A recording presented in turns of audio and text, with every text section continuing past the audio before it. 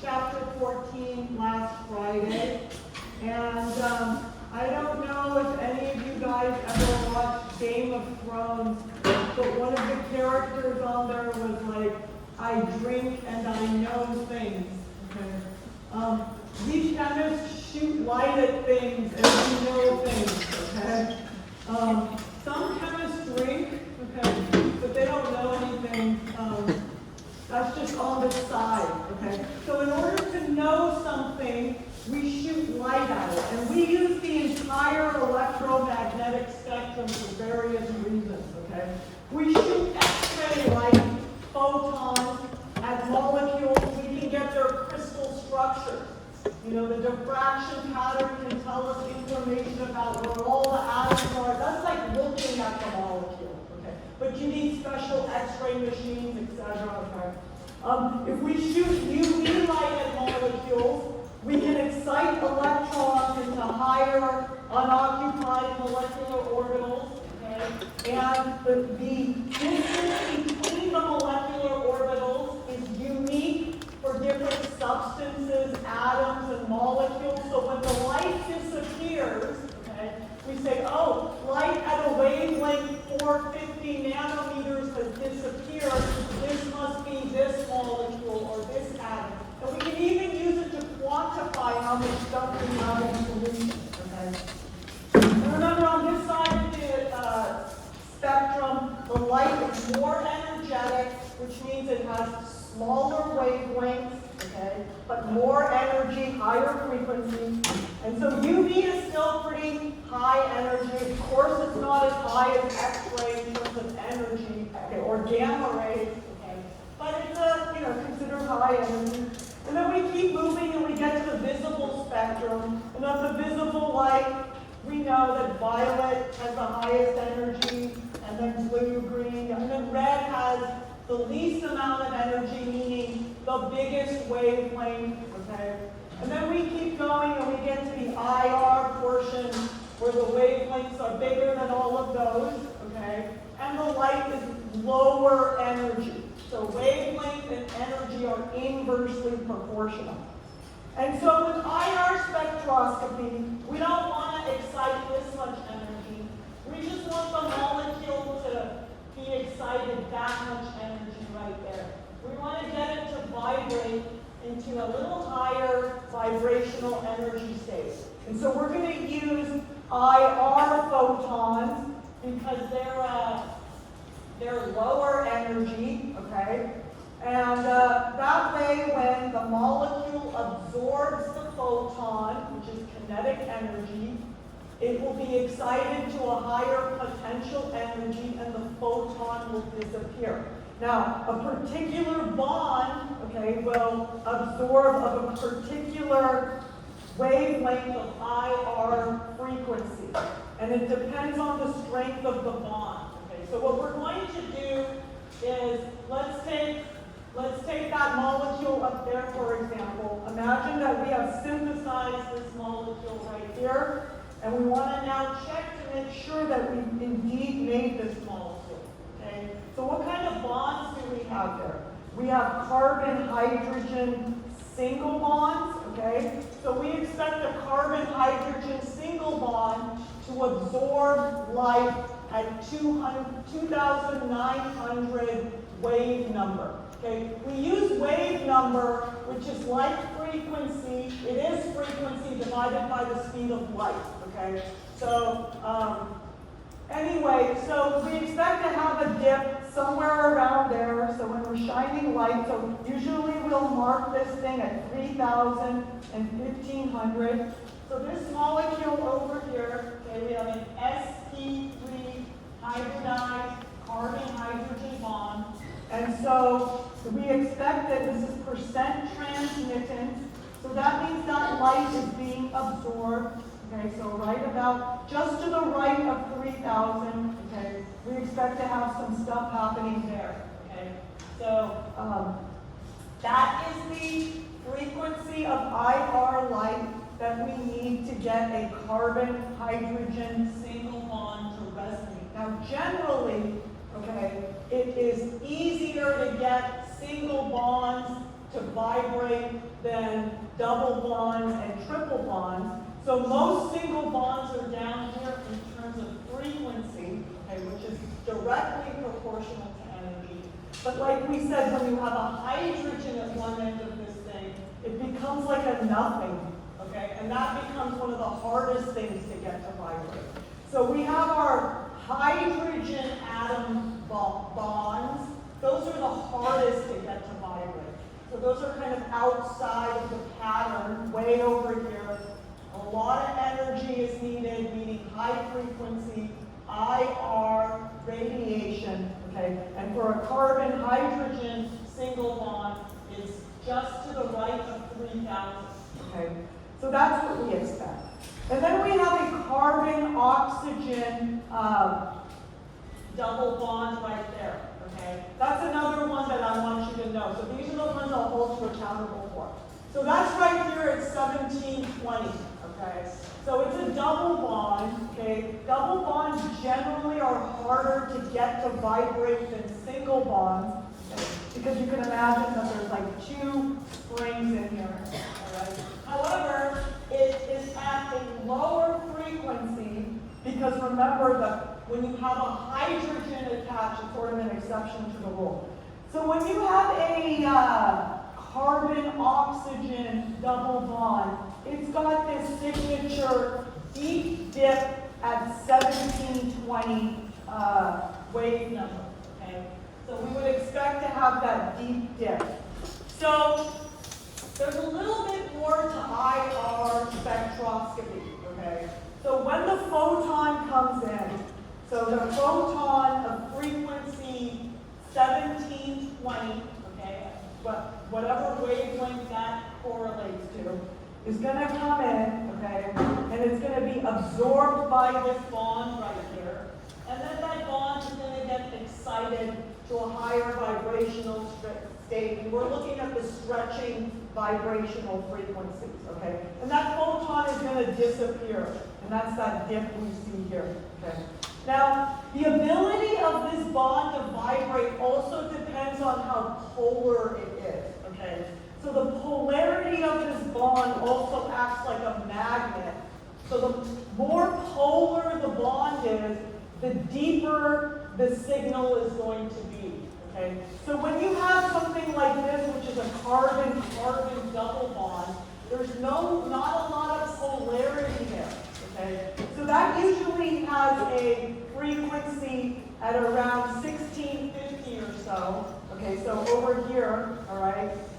But it's like very small, so it's just a little tiny thing. And the reason is because it's not a polar bond. So in order for this kind of stuff to happen, you also need to have some polarity in the bond in order to get a good signal. Now, if we were to attach a chloride to one end of this carbon-carbon vanillic bond, we could turn it into a more polar bond, and guess what? The signal would start to get deeper and deeper and deeper. Okay, so you can get some information about the stuff that's attached, okay? Another thing lower here, we're talking about this 1720 bond right here. If I showed you this molecule right here, okay, you would expect to have a signal right there at 1720, okay? But if I showed you this molecule right here, okay, the signal is actually going to be a little bit smaller than 1720, okay? Because this carbonyl can resonate. So this isn't a resonance structure, so don't forget what resonance, the 5 patterns of resonance.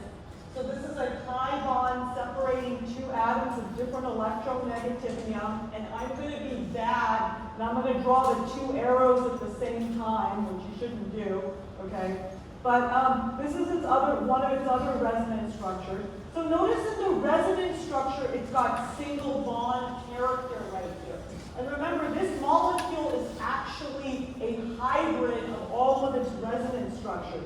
So what this molecule actually looks like is it's got single and double bond character in that position, okay? So unlike this molecule over here, which is a straight, full double bond, this molecule over here is actually a kind of quasi-single double bond.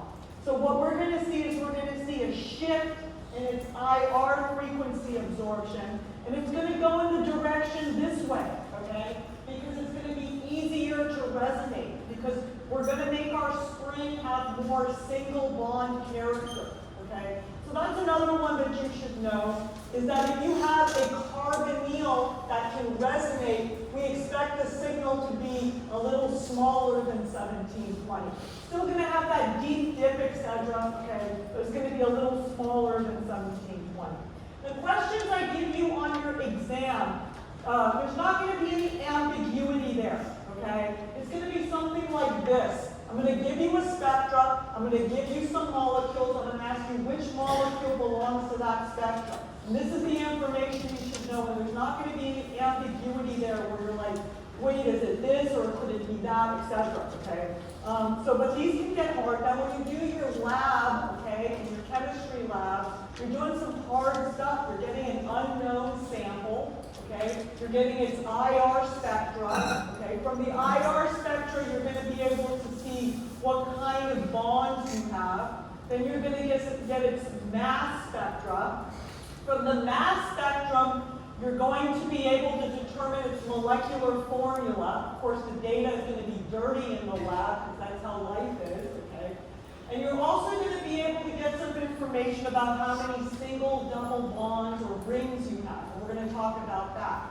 And then finally, you're going to take your unknown and you're going to look at your NMR data, which we're going to talk about in the next chapter. And that's going to sort of nail down what your unknown can be, because that tells you about connectivity, etc. Okay? But for IR spectroscopy, the information we're getting is what kinds of bonds do we have, okay? All right, that's kind of where we left off, I think, last time, okay? And so these are the IR frequencies that I want you to know, okay? And again, it's based on just modeling a bond based on Hooke's law. We can get so much mileage from this Hooke's law that they use modeling things like two balls on a spring. It works here too, okay? So the frequency of resonance is proportional to F, which is the bond strength. So again, that means that the more triple bond, double bond, triple bond, the harder it is to get this spring to vibrate, okay?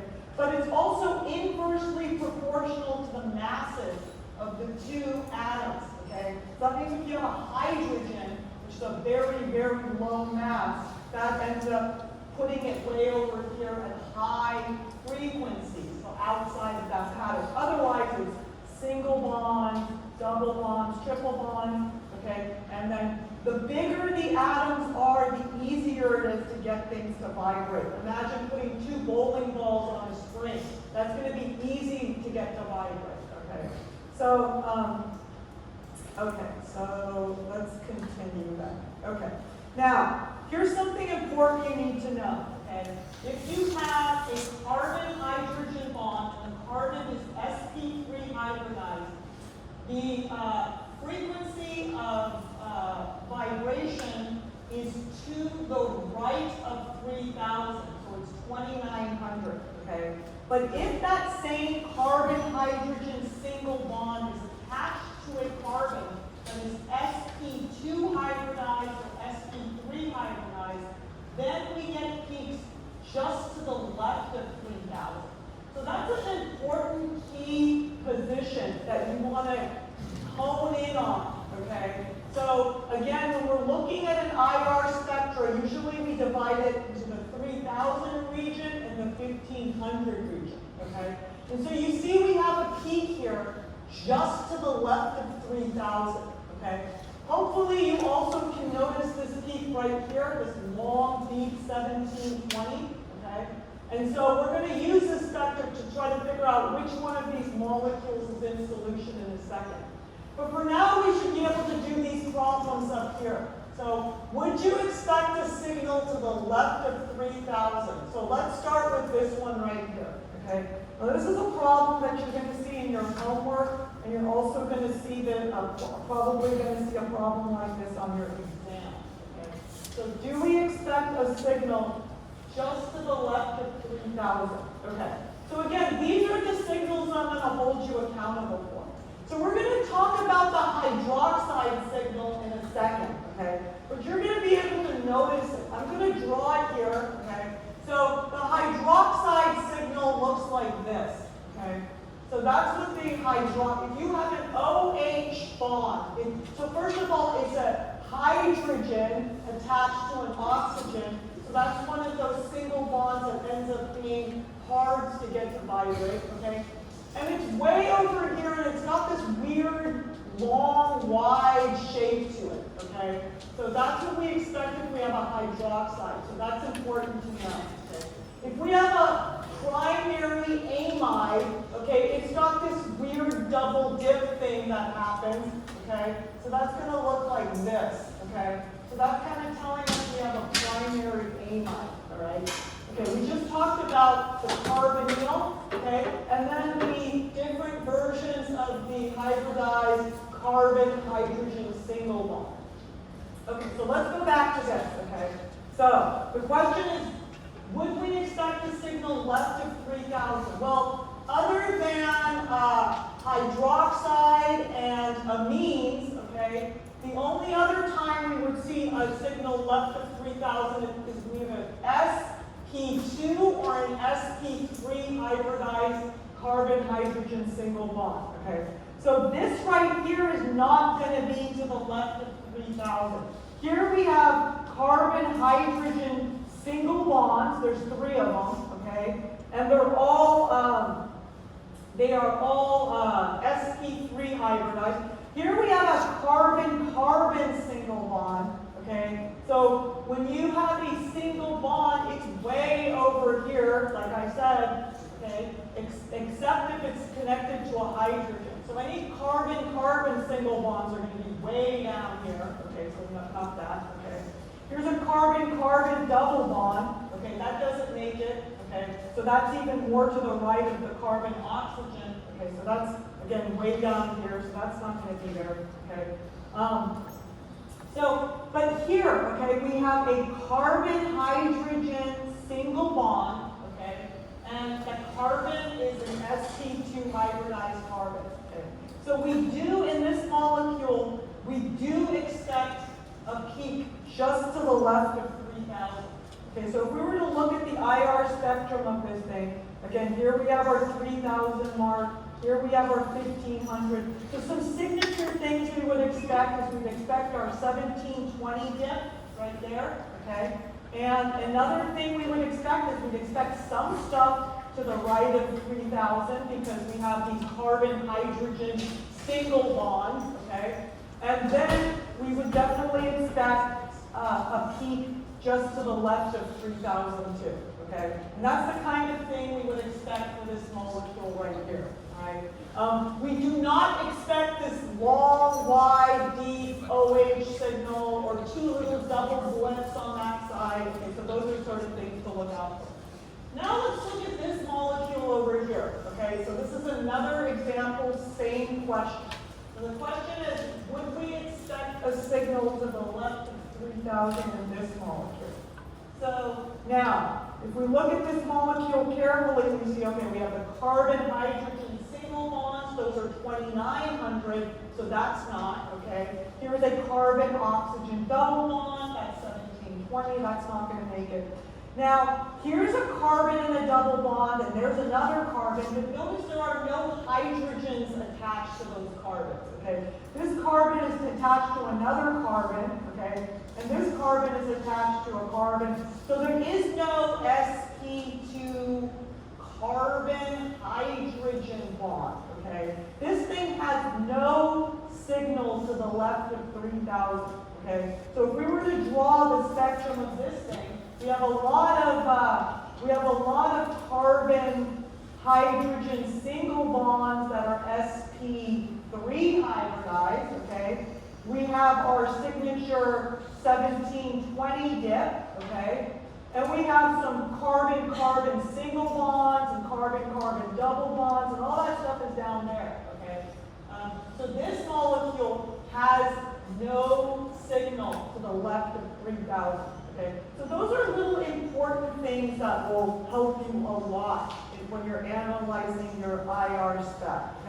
And again, that's kind of like what was written here. Okay?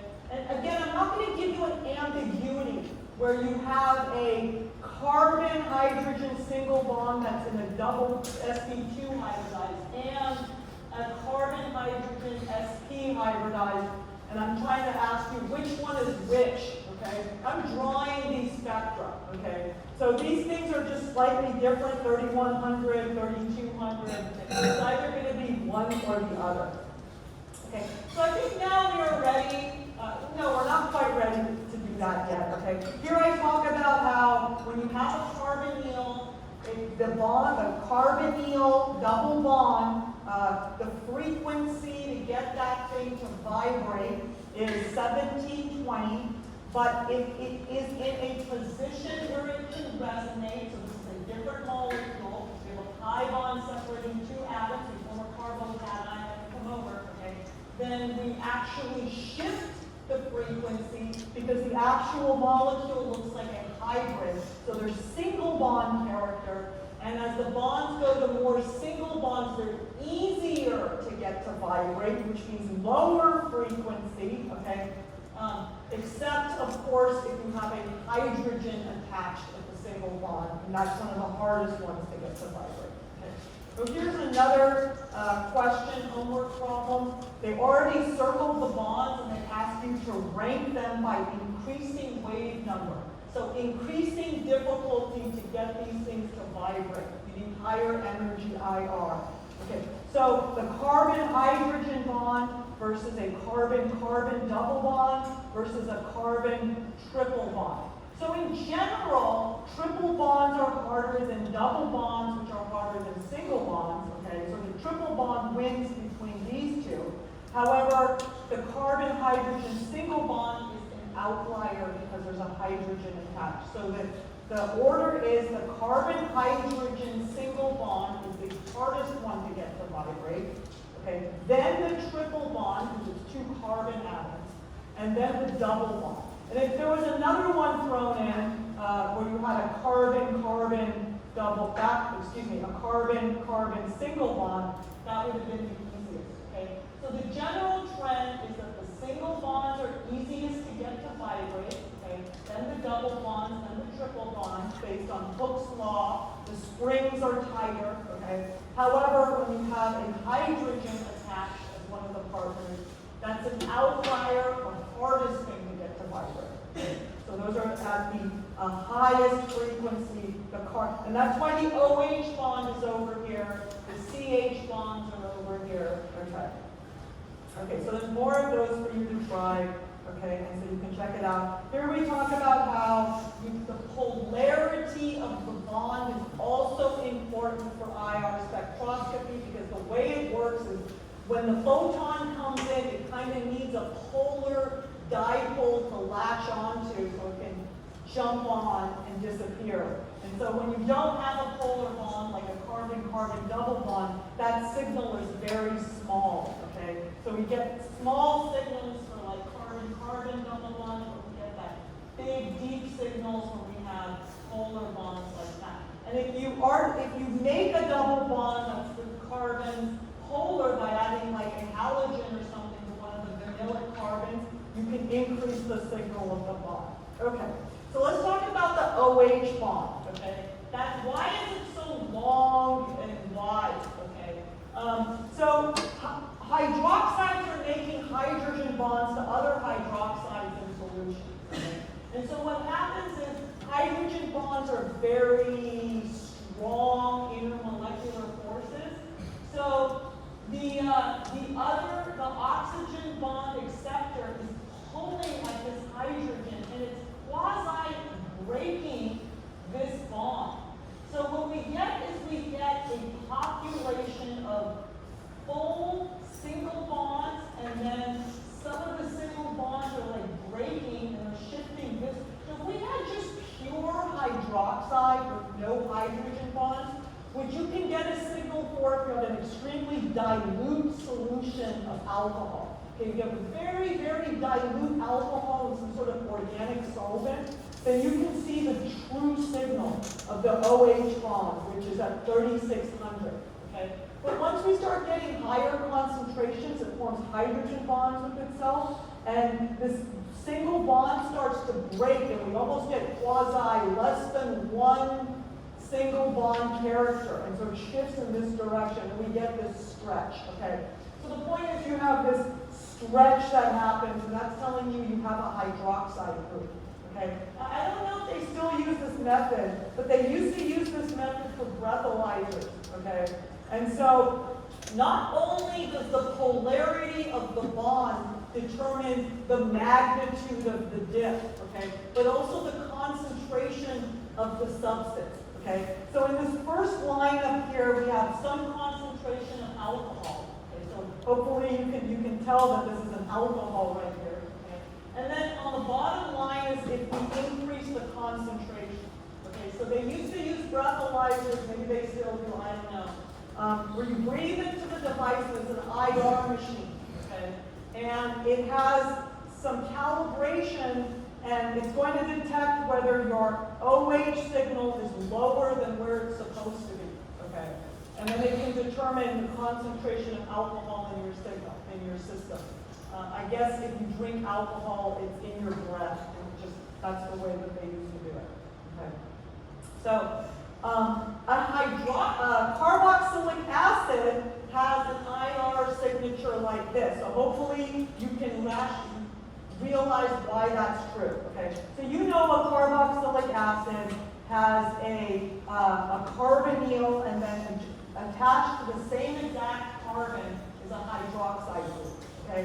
So we expect to see our 1720 signal, okay? And then we expect to see our OH stretch, okay? So carboxylic acids are found in vinegar, okay? So I was just curious, like if the guy gets pulled over and he's like, but I was drinking a ton of vinegar, right? I'm just curious, okay? I think I looked this up one time, and this was an argument, and I think it was like a valid argument, okay?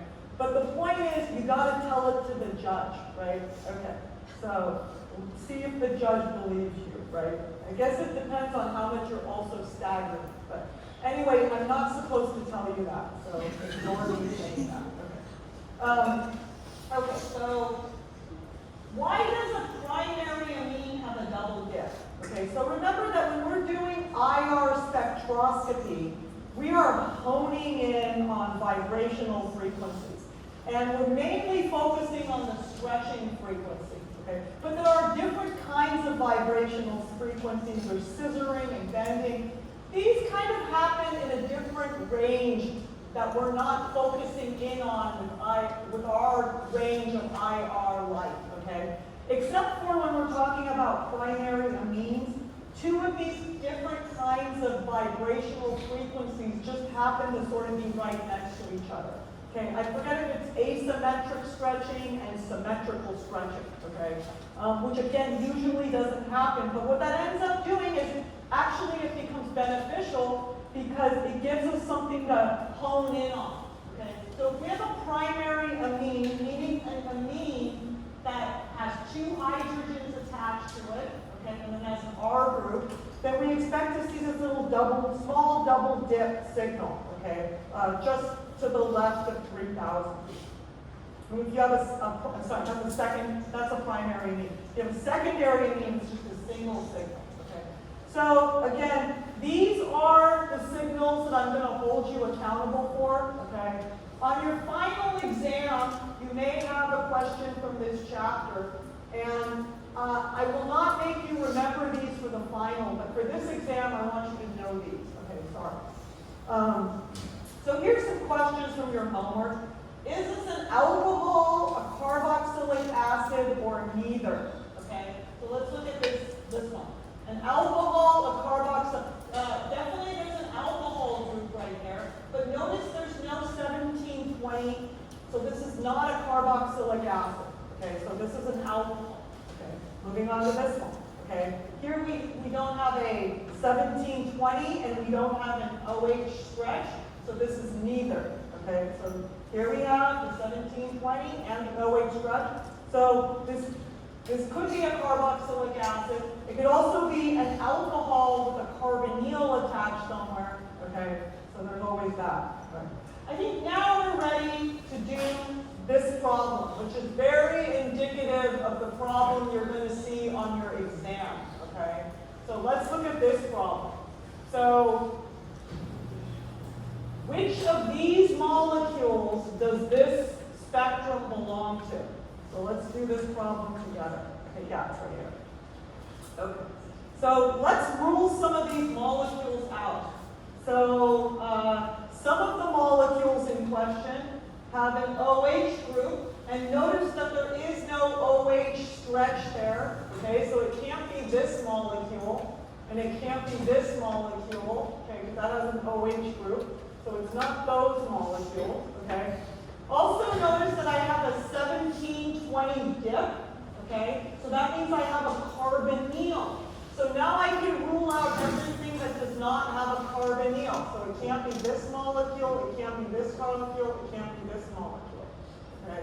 So I've narrowed it down to 3 molecules. This one, and this one, okay? So you see what I've done there, okay? There's no alcohol, so I can rule out the alcohols. There is a 1720 dip, okay? And I've specified 1720 right there very clearly.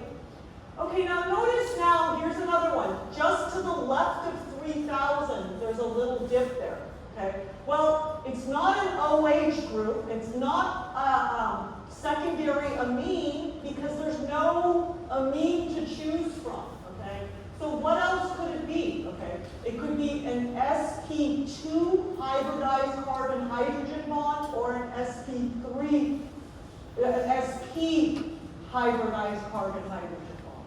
Okay, now I don't have a triple bond in my 3 last options. Okay, so that can't be it. Okay, so it's got to be that carbon-hydrogen where the carbon is in a double bond. Okay, so that allows me to rule out this molecule right here. So this molecule has the carbonyl, it has the 1720 signal, okay, but it doesn't have anything to account for that little blip just to the left of 3000, so that's gone. So this one's a little bit tricky, okay, so we have 2 molecules left, okay, and they each have an sp2 hybridized carbon. So let me draw it right there, and this one has it right here. They each have a carbonyl. Okay. So this comes down to that final thing. Okay. Oh, this one right here can resonate. Okay. This one can resonate, whereas this one, so it's down to these 2 right here. This carbonyl right here cannot resonate, so it's strictly at 1720. This carbonyl right here can resonate. So we would not expect the signal to be exactly at 1720. So that rules out this one. So this is the molecule that it belongs to. Okay? So, again, the information that you will need is this information right here. Okay? And you're going to be given some sort of spectra, and you need to be able to use that information to pick the correct molecule. That's probably the hardest that it would get. Okay. Here's some more questions. Is this an alcohol, a carboxylic acid, or neither? Okay. Now this is an alcohol, but not a carboxylic acid. This is neither carboxylic acid, neither. Okay, so you can do these. Okay, so you can go through this. Here's a different kind of question. Is this a ketone, an alcohol, or a carboxylic acid, or an amine? Okay. Those are the choices. So this or that. Okay, so here is a carbonyl. So between a ketone, alcohol, a carboxylic acid, or an amine, this is a ketone. Okay, it's not a carboxylic acid, which also has a carbon-oxygen dip because there's no OH stretch. Okay, this one is a carboxylic acid. Okay, either or. This one, okay, is a secondary amine. That's technically just a single dip, okay? It's not a ketone. It's not an alcohol. It's not a carboxylic acid. Okay? The only other choice is amine. So that's what I mean, limiting your choices. Okay? I'm not asking you to just determine what it is from nothing. This is a primary amine. It's not an alcohol. It's not a carboxylic acid. It's not a ketone. Okay? It's got that double dip right there, so it's a primary amine. Okay, etc. Okay, so you can do all of that. Here's another one that I will leave up to you. Assign which spectrum belongs with which molecule. Okay, so these are taken directly from your homework problems. Okay, so focus on those kinds of problems. So we can also use IR spec to monitor the progress of our reaction. So IR spec is fast, and you can do it quickly while you're doing your chemical synthesis. So oftentimes people will have an IR spec machine in their organic laboratories. And let's say you're making this molecule, you're going from this alcohol to this carboxylic acid. So you're synthesizing this carboxylic acid, okay? You have a primary alcohol, and you want to make a carboxylic acid. That sounds like you're going to use some sodium chromate, right? A strong you want to use a strong oxidizing agent. You need to know this from chapter 12, okay? So, but you want to know when your reaction is done, right? So what you're going to do is you're going to take an initial IR spec, and hopefully you do not have your long, deep 1720 dip, okay? Because there's no carboxylic acid in there. You're going to do your synthesis, and then you're going to do another IR spec, and you're going to see a 1720 dip, okay? But then you want to keep your reaction going for another 10 minutes, and then take another IR spec. Because if your dip is increasing, that means that your yield is increasing, right? And so you want to keep doing this until you can hone in on when it doesn't change. And then you know your synthesis is correct. So when you're writing your protocol, you can write that you want this thing to be boiling for 35 minutes. Okay? 25 minutes isn't going to be enough, etc. Okay? So you can monitor the progress of your reaction this way. Okay? Here's another one. So it's asking you, how would you monitor the progress of this reaction? Okay? So this molecule right here has a carbonyl, and so does this one. Okay? But this molecule right here has no dip left of 3,000. Okay? So there's sp hybridized carbons on either side, but neither of those carbons has a hydrogen, which would give us a signal left of 3,000. Okay? But in the products right here, so we're turning this triple bond into a double bond. Okay? This was something we learned how to do in organic chemistry 1. We will have an sp2 hybridized hydrogen. So we're going to monitor the progression of that dip. Okay, that's what we're going to do. We're going to monitor this dip forming, and when it doesn't keep increasing in size, we'll call it the end of our reaction. Okay, so you can think about, look at the before, look at the after, and you can think about ways that you can monitor the progress. This also will acquire a signal at 3100. Okay. This one's a little harder. Okay. So here we're going from this molecule to this molecule. So this carbonyl can resonate. So in this reaction, we're going to watch as this carbonyl shifts from about 1650, if you resonate, the deep dip is going to start moving over, okay, into 1720.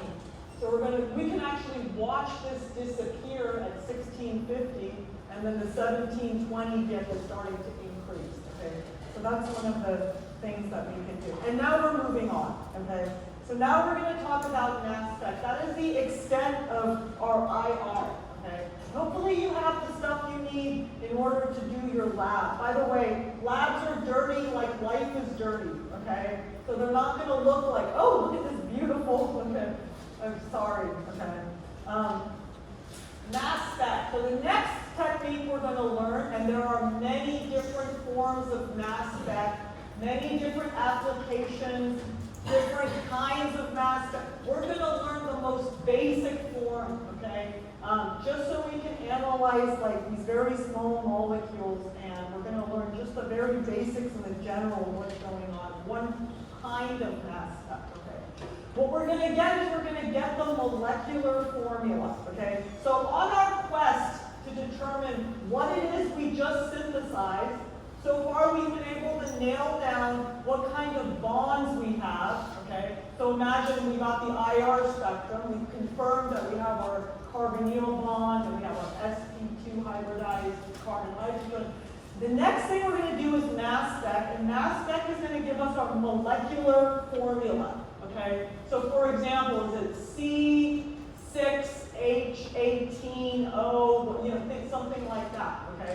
So that's going to also help us, because if we're expecting to have made that molecule up there, we know how many carbons and hydrogens we have. We have 1, 2, 3, 4, 5, 6 carbons, etc. Okay? So that will also further nail down what it is we're making. Okay? Also, that molecule up there has a couple of double bonds. We can also get that information from mass spec. Okay, so we're going to talk about that at the end of this chapter. Okay? But then we'll have to go into the NMR chapter, because we could have made variations of that molecule. For example, we could have made this molecule right here, okay? And I believe that this molecule right here, okay, which is different, this molecule right here is different than that molecule up there, okay? But they have the same exact molecular formula. They have the same exact IR spectrum. They have the same exact hydrogen deficiency index, which tells us how many double bonds there are. So IR and mass spec is not enough to determine whether we made this thing or we made that one up there where the double bond is over here. Okay. Right, okay. Actually it is, because this can resonate, okay.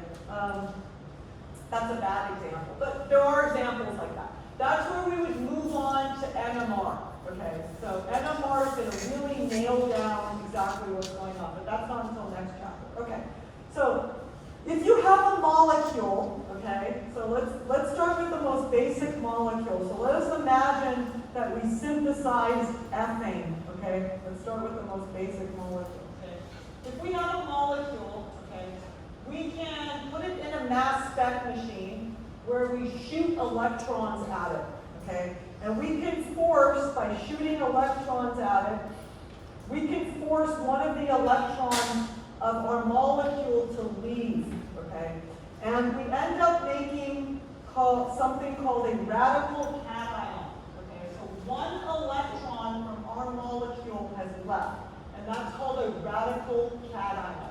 Now notice that this radical cation, which is also denoted the molecular ion, like that, okay?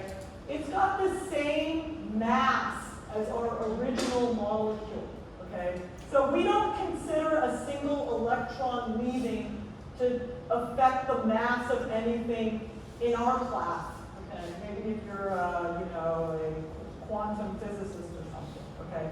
And so then what we do is we take this thing that has a positive charge on it, okay, and we put it in a mass spec machine, and the machine pulls all of the particles that have a positive charge to one end, okay, and depending on how big these molecules are, they arrive at the machine at different times, and we can standardize the machine, and we can determine the mass of our molecular ion, okay?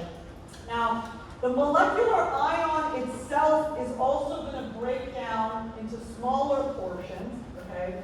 And so, and the positive parts that break down, so the molecular ion, if this radical goes to this end, we end up forming this cation as well, okay? Carbocation is also going to move through the machine, okay? So our molecule is going to fragment, and it's going to move through this machine, okay? And it's going to arrive based on its mass to charge ratio, and most of the molecules are going to have a +1 charge. So we can just basically say they're going to arrive based on their mass, okay? And so here, The peak that is furthest to the right, okay, now that's not necessarily true. There are other peaks down here, but let's ignore those for now, okay. The major peak furthest to the right, that is of the mass of our molecule, okay. That's called the molecular ion. So if our molecule was methane, okay, so if we started with methane, we shoot electrons at it, okay, and again, we're only going to remove a single electron from the molecular ion. So the mass of this thing right here is the mass of methane. So we have one carbon, which is 12, so use your periodic table, okay? And then we have 1, 2, 3, 4 hydrogens, so the total is 16. So when we send this thing through the machine, here's the 16 heat, okay? And then like I told you, like a hydrogen can leave as well, and we can have this fragment as well. That will also go through the machine, okay? Now this fragment may be less abundant than the molecular ion, but here it is right here. Okay, so some portion of your substance is going to come out with a mass of 15, like one of the hydrogens are missing. Sometimes 2 hydrogens are going to be gone, okay? And that's going to be that peak right there, 14, etc. Okay? And so by analyzing this mass spectra output, we get information. Okay? So let's look at benzene. Okay? So there's benzene right there. Okay? So where do we expect the molecular ion peak to be? Okay? So again, the molecular ion peak is the same mass as benzene. Okay? So we count the number of carbons. So benzene has 1, 2, 3, 4, 5, 6 carbons. Okay? And then there's 1, 2, 3, 4, 5, 6 hydrogens. Okay? So you do the math. I think it's on the order of 78-ish. Okay? And so this peak right here, that's the molecular ion peak right there. Okay? And notice it comes out at 78. So if we thought that we synthesized benzene, okay, and we do a mass spec of benzene, we better get an output that looks like this. If we look, the first thing we're going to look for is where's the molecular ion peak? The peak furthest to the right. Now, the molecular ion peak just happens to be the tallest peak for benzene. But that's not always true, okay? We'll talk about that in a second, okay? The tallest peak is called the base peak. So for benzene, the base peak and the molecular ion peak are the same thing. Sometimes that happens, okay? It depends on how stable the molecular ion is. Sometimes there are peaks that are more stable than the molecular ion peak, and they become the base peak. But the molecular ion peak is always the peak that's furthest to the right, okay? That's the major peak furthest to the right. Okay, there's still stuff over here like the M+1 peak and the M+2 peak. So we got to talk about those. Those are very important when we determine the molecular formula, etc. Okay. But if we thought we synthesized benzene, we do a mass spec, and we know the molecular weight of benzene is 78, we better get a peak at 78. If our peak is way over here at 50-something, and there's nothing going on down here, got to start again. Okay. Let's look at another molecule, okay? This molecule is, this is pentane, okay? So this is a fuel pentane, there it is right there, okay? So if we count the number of carbons, 1, 2, 3, 4, 5 carbons, and then 3 hydrogen, 4, 5, 6, 7, 8, 9, 10, 11, 12 hydrogens, so we expect a molecular weight of 72. Okay? And if you see that the tallest peak furthest to the right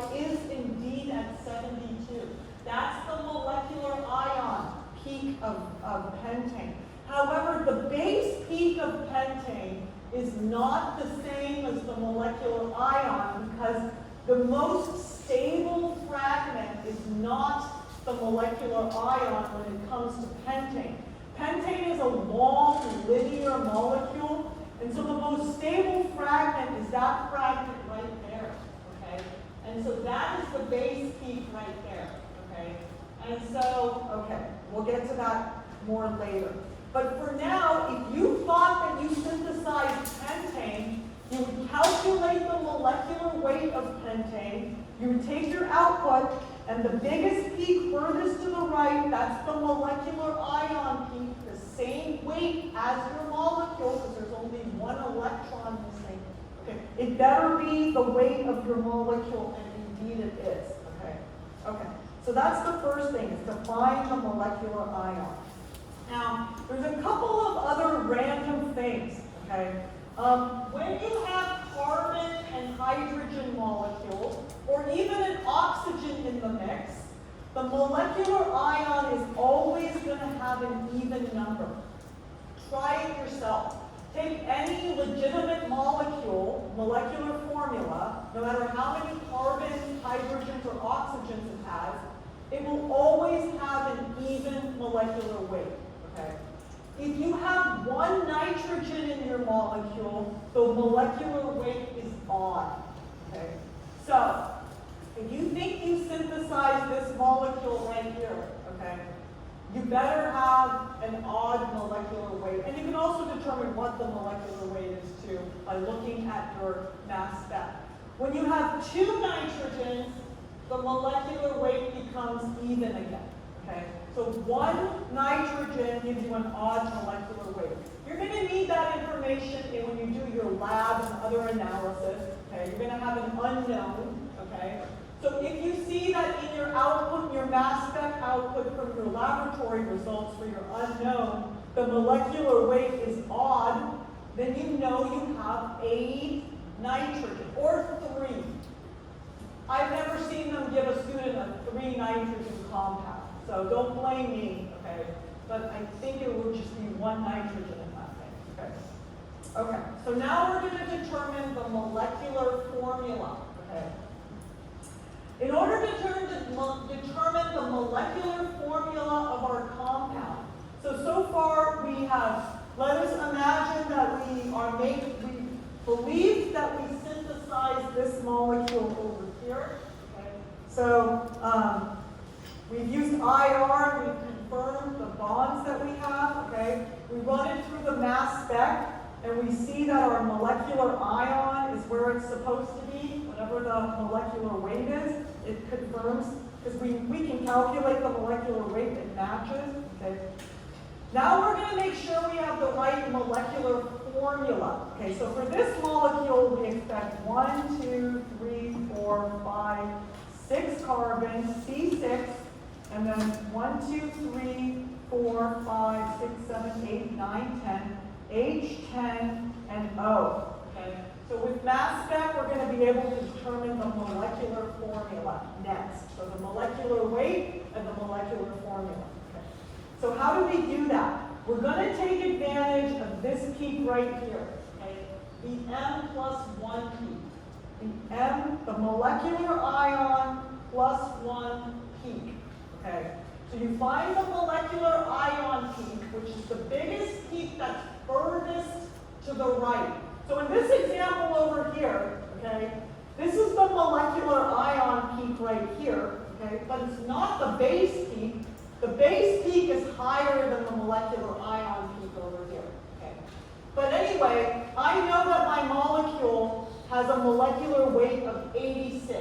And here it is in table form. So the base peak, I kind of made that, should have been like that. Okay. So the base peak is at 43 mass to charge ratio down here. Okay, that's 100% relative abundance. The molecular ion peak right here is at 86, 20.9% abundance. Okay, it doesn't look very good to scale right there, sorry. And then the M plus 1 peak. Okay, so these are the two we want to focus in on from our mass spec data. The molecular ion peak, and here's its relative abundance, okay, because it's not the base peak. If it was the base peak, this would say 100. Okay. and then the M+1 peak right there. Okay, so we're going to determine the molecular formula of this compound from its mass spec information. And what we're going to do is, when carbon is in a molecule, okay, most of that carbon is carbon-12, which means you have an equal number of protons and neutrons in the nucleus, okay? But 1 out of every 100 carbon atoms is carbon-13, which has 1 extra neutron, okay? So that means it has 1 mass unit more than carbon-12, okay? So this M+1 peak right there is from that molecule that has the carbon-13 associated with it. So instead of having a molecular weight, it has a molecular weight +1 because of that 1 in 100 incorporation of our isotope, carbon-13 isotope. So if your molecule only has 1 carbon in it, okay, like methane, then your M+1 peak is going to be 1.1% of your molecular ion peak. You only have 1 carbon in your molecule, then you only have a 1% chance that your M+1 peak is in terms of intensity. Okay, but if you have 10 carbons in your molecule, okay, that increases the probability. Okay, and your molecular ion M+1 peak is going to be 11% of your molecular ion peak.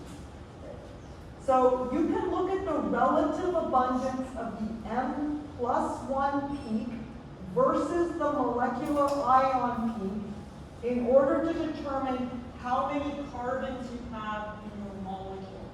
So in order to determine the molecular formula, so we're trying to determine this number right here, how many carbons we have. So right now we're at CX.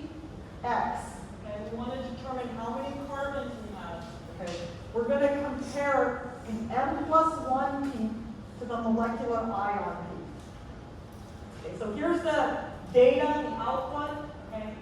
So what you want to do is you want to divide the abundance of the M+1 peak, so that's 1.2 abundance, divided by the abundance of the molecular ion peak.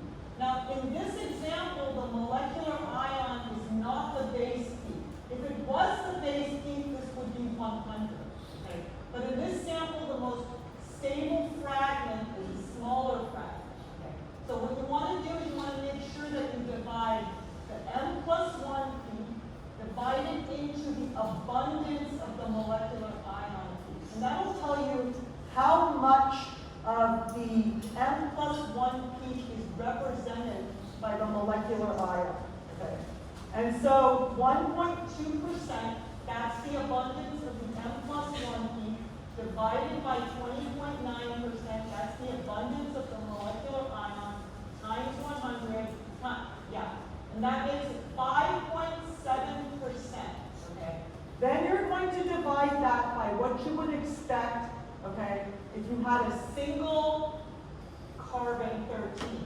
Okay, you should expect 1.1 abundance, so that gives us 5.2, and then round that to the closest whole number, and that will give you the number of carbons that are in your molecule. Okay. So when you do this in your laboratory, so sorry, sometimes this number is 5.5. And that's where it comes to like trial and error. You want to take all of your data and you want to analyze all of your data all together. Okay, I think they do that to you guys because they want to give you an example of real world noisy data. Okay, but in this class, this number is going to be closest to the whole number. There's not going to be any guessing. So if it's 5.2, you round it to 5. Okay. And so that means that there are 5 carbons in our molecule, okay? So we have 5 carbons in our molecule. So we've gotten to this point of our molecular formula, all right? So now what do? We want the entire molecular formula. Okay, now we're going to notice that the molecular weight of our molecule is 86. So we need to know how much weight we have used with 5 carbons. So 5 carbons times 12, okay, what's that number? Okay, that is 60, okay. So now we're going to subtract 86, that's the molecular weight of our molecule, minus 60. So this is all in your notes, okay. There's 26 left. So let me ask you, could this be the molecular formula of our molecule? If you say yes, we're going to have to go back to the introduction to chemistry. Okay? Could you have a molecule that has 5 carbons and 26 hydrogens? Okay? Not in this world, okay? Maybe somewhere in a supernova or something. Okay? No, you can't do that. Okay? You're going to have a complete octet. The best we can do is 1, 2, 3, 4, 5, 6, 7, 8, 9, 10, 11, 12. Okay. So what's going on? So that means we either have an oxygen or a nitrogen. In this class, for this purposes, you're only going to have nitrogens and oxygens added, okay? So I'm not going to add some random other atoms, okay? So could there be a nitrogen in our molecule, okay? 1 nitrogen? The answer is no, okay? Why? Because the molecular weight is even. Okay, so it can't be 1 nitrogen.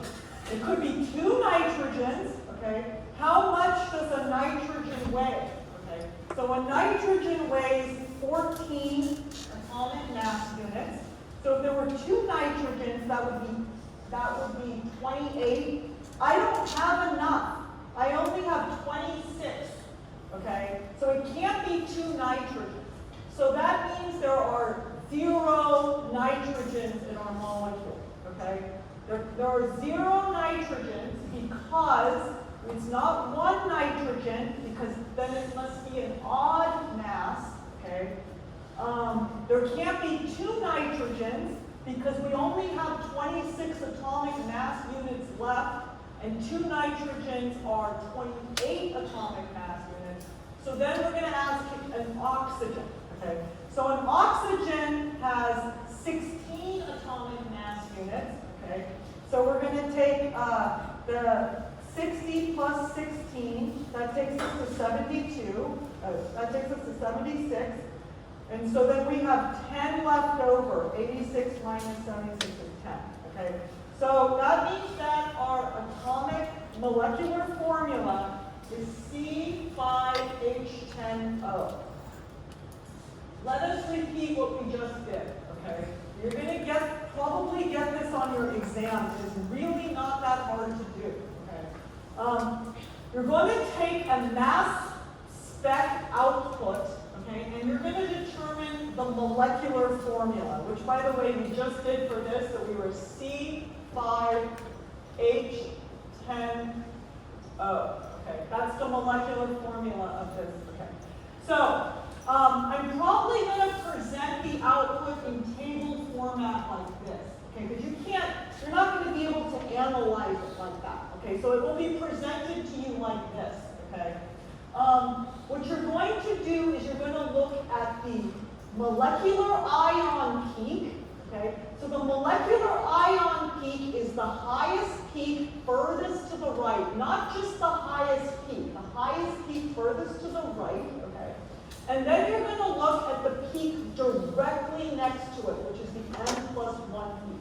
So the molecular ion peak here is 86 atomic mass units. That's the mass of our molecule. We're going to need that later when we're determining how many oxygens and nitrogens, etc. we have. And then this is going to be the n+1 peak. Okay. So what you're going to do first is you're going to take the abundance of the n+1 peak, and you're going to divide it by the abundance of the molecular ion peak times 100, and then you're going to divide that number by what you would expect for a single carbon 13 by 1.1, and that number is going to be rounded to the closest whole number to give you the number of carbons. Once you have the number of carbons, you're going to calculate what is the weight of 5 carbons, so 5 times 12 is 60, okay, I think. And then you're going to subtract that from your molecular ion peak, okay? So that's how many atomic mass units you have left. Then you can determine, can I just fill those all in with hydrogen?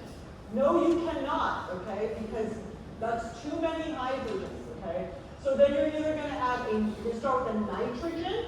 It can't be a nitrogen because this is an even number, okay? If it was an odd number, hint, hint, that would be telling you that there was a nitrogen, in fact, okay? So then you're going to move on to oxygen. You start with 1 oxygen. It can't be 2 oxygens, because if it was 2 oxygens, it would be too much atomic mass. You only had 26 left. 2 times 16 is 30. You wouldn't have had enough atomic mass units. Okay? And then the leftover is going to be given to hydrogen. You have 10 atomic mass units left, so you have 10. Okay, so the last thing we can do with the mass spec data, and then we'll come back to some more mass spec in a second, okay, is we can determine how many double bonds, rings, or triple bonds that we have, okay? So if I give you this problem, I am going to give you this formula, and this is not hard to do, okay? If you have a saturated hydrocarbon, if you have a hydrocarbon, there's no double bonds and there's no rings, believe it or not, it has the same sort of molecular formula. So it has C5H12, okay? And C5H12, C5H12. So it has a particular sequence where the number of hydrogen is twice the number of carbons plus 2, okay? But if you have a double bond, that changes, okay? So here is C5H10, okay? So the point is you can take the molecular formula and you can kind of infer if you have a double bond in your molecule. So if this is your molecular formula, you must have a double bond or a ring, okay? So you could have also had 1, 2, 3, 4, 5 carbons in a ring, and that would have been 1, 2, 3, 4, 5, 6, 7, 8, 9, 10, okay? So when the molecular formula deviates from what you expect in a saturated hydrocarbon, it gives you information about if you have a ring or a double bond. So we can take this molecular formula and we can put it into this equation, and it will tell us if we might have a ring or a double bond or something like that, okay? And so that's this equation right here. If you have this problem on your exam, I will give you this equation, okay? So it's the hydrogen deficiency index. And so here's the number of carbon. You plug that in there. That's the number of nitrogen. You plug that in there. That's the number of hydrogen. Okay? And that's the number of halogens. So we're not going to be dealing with halogens for this problem at least. Okay? And when you calculate this, okay, if you get the number 1, okay, that means you have a 1 degree of deficiency of unsaturation, and you either have a double bond or a ring. Okay, so we will get back to that in a second. But I still want to finish up the mass spec stuff. So a couple of more things with mass spec. Okay, so if you have a chlorine in your molecule, okay, so if you have a chlorine in your molecule, so tomorrow we're running out of time a little bit. So tomorrow I'm going to continue. I'm going to go through the hydrogen deficiency stuff a little bit more slowly, okay? But it's very easy. It's not hard at all, Okay, so we're almost done with this. And then tomorrow we'll start NMR 2. And we'll do a little bit of review as well from chapters 12 and 13. Okay. So today we definitely covered some of the problems that we're going to see in terms of IR. Okay, something very much like this. Okay, where you're going to be given an IR spectrum, and I'm going to ask you to determine which molecule belongs to the IR spectrum. Here's another problem that's a very high probability from chapter 14. Okay?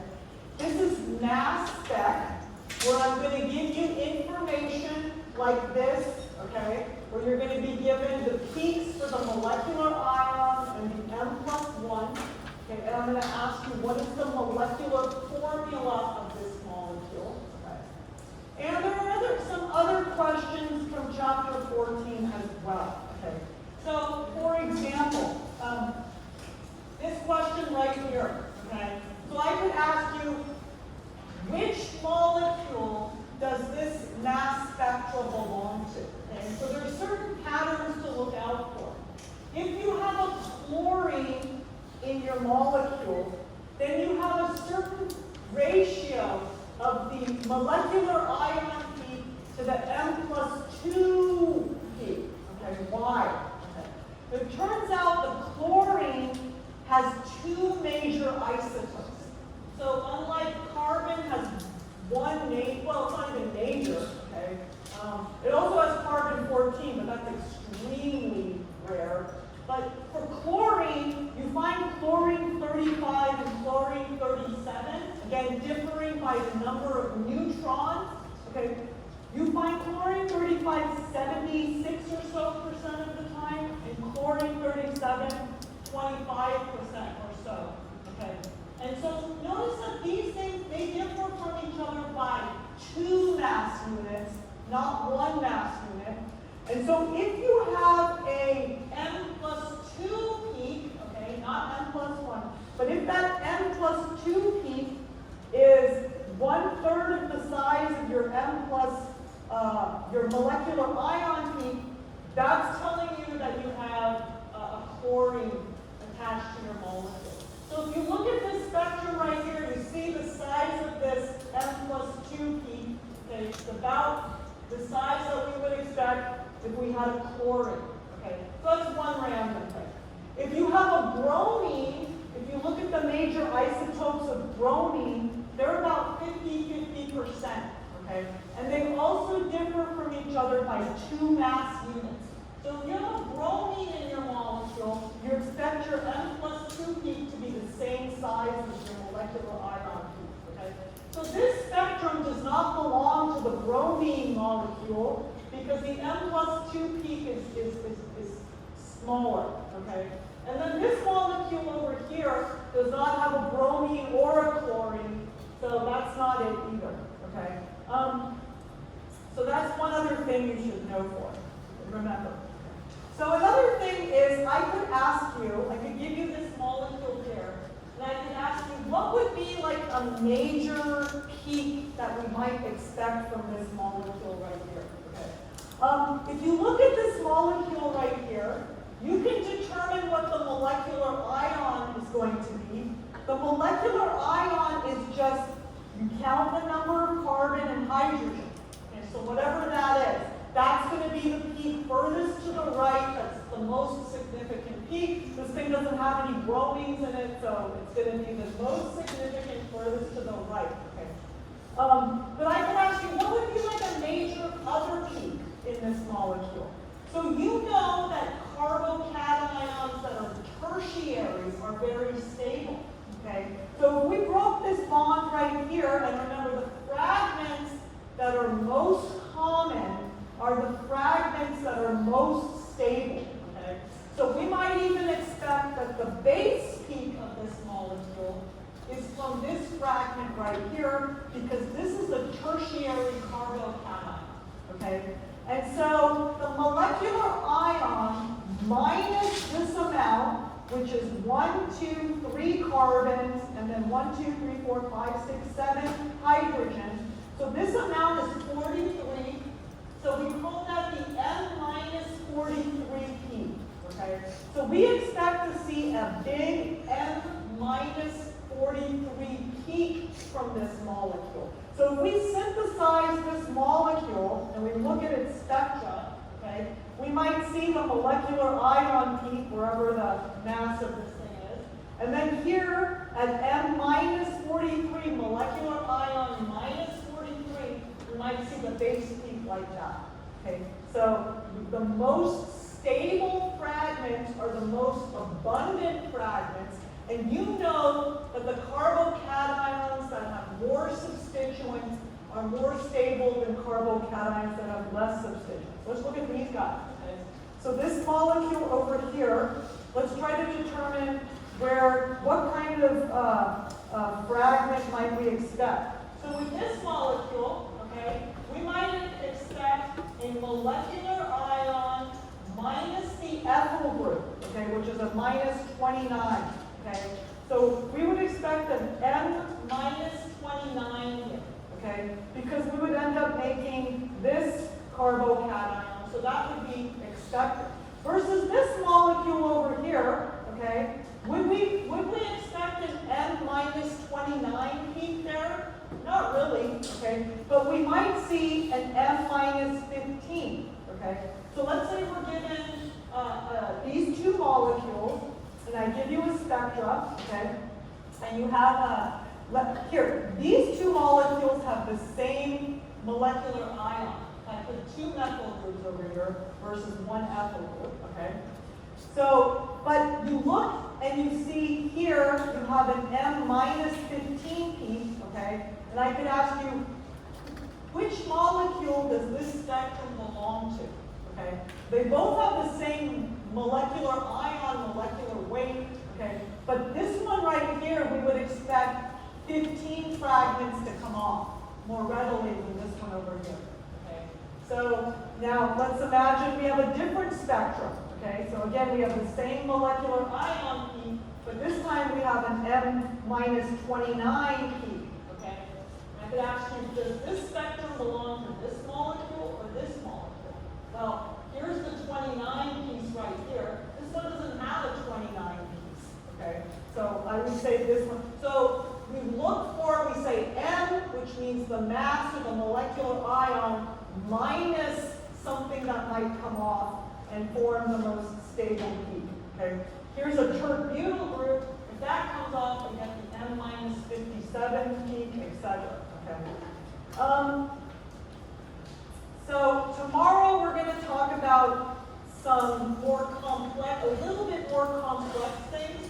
But down here, if you look at this final example right here, so we just talked about this here. We expect an M minus 43 because here's the 43, okay? Here's an M minus 29, there's the 29, okay? And then here, ketones and aldehydes. The side chains tend to come off, okay? So you'll get like an M minus 29 here. Both of the side chains are 29.